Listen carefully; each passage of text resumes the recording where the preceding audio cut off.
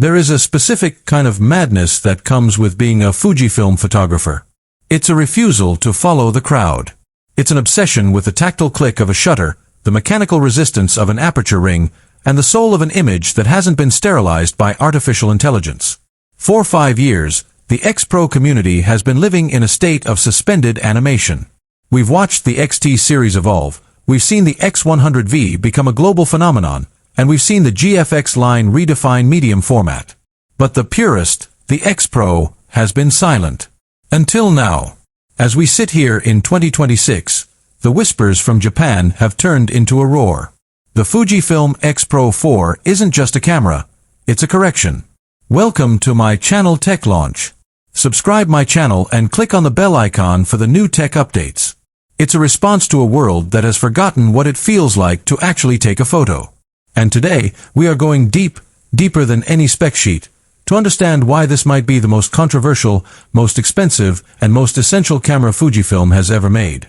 Before we talk about the hardware, we have to talk about the feeling. If you're here, you know that photography in the 2020s has become clinical. Every modern mirrorless camera from Sony, Canon, or Nikon is technically perfect. They don't miss focus. They have an infinite dynamic range. But they often feel like computers with lenses attached. The X-Pro series was always the antidote to that. It was the rangefinder for the digital age.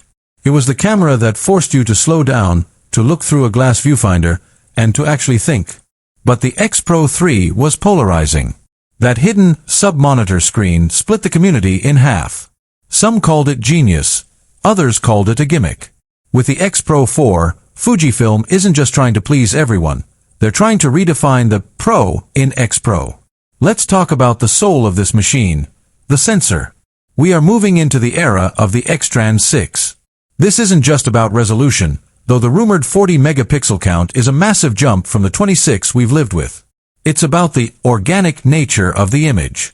Fujifilm has been working on a new processing pipeline that mimics the grain structure of actual 35mm film at a hardware level.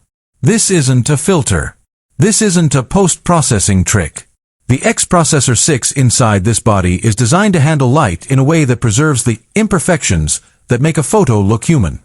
When you pair this with the new IBIS, the first time in-body image stabilization has ever been successfully miniaturized for the slim X-Pro chassis, you get a camera that can shoot handheld in the middle of a rainy New York night at half a second, and the result doesn't look like a digital file. It looks like a memory.